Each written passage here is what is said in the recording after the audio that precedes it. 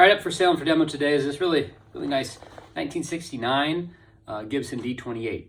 69 is an important year because it's the last year where these guitars got these fabulous Brazilian Rosewood back and sides. This one still has the Brazilian on the back and on the sides, spruce top and whatnot. Ebony board, again, nice classic woods. 69, so it has a few of the later features, but they're still really awesome Martins. This one's particularly good. It's very resonant, great sustain, nice balanced sound.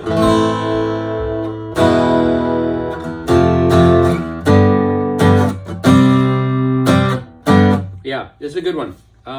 So this one hasn't had like the normal servicing done to it, but it's a pretty good player as is.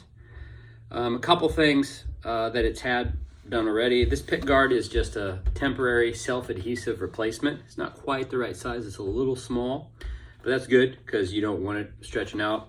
You can keep that on there if you want. I think you can just kind of put some heat on there and gently pry it out. It'll come right off easy.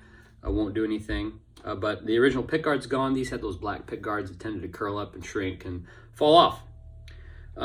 What else? Well, there's a little piece of binding missing right there. So it's not flaking off or anything, but again, you can just repair that pretty simple.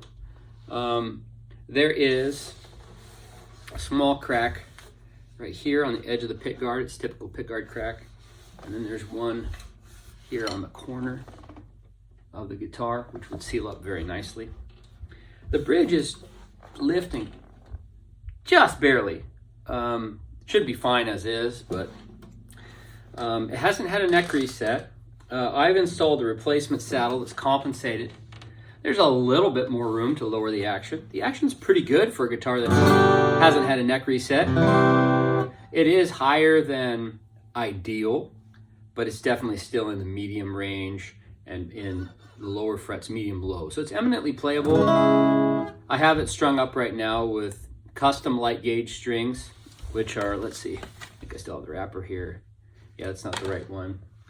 So they're just a tad lighter than your typical 12 gauge strings, but nothing crazy, just a little bit lighter. So it makes it very easy and nice to play.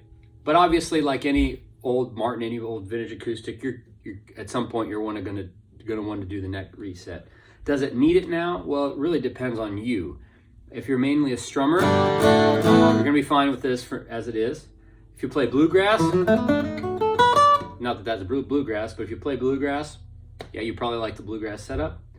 If you're kind of more of an electric guitar player and you want your acoustic to kind of be as close to electric as possible, like super low action, that's like barely skimming the frets, you got a really light touch, you're probably going to need a neck reset on this. So whether it needs it depends on your playing style.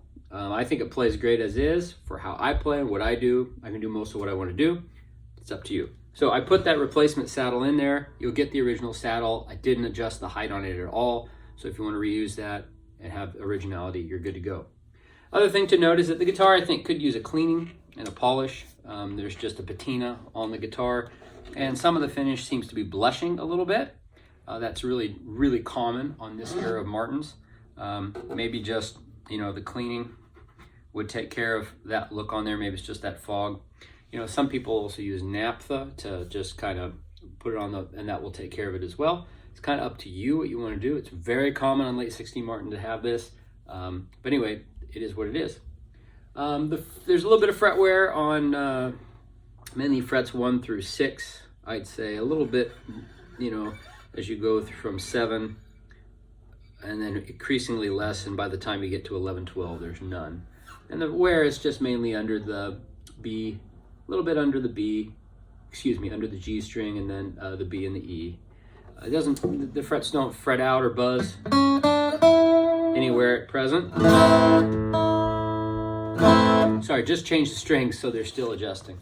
But anyway, it's a really great D-28, good bones, really nice full balanced sound. I'm not exactly sure where the bracing is, forward or rear. It seems to be more forward, so it really opens up this low end here. It's a really nice sounding one. I've had D-28s from the 40s, the 50s, the 60s, into the 70s.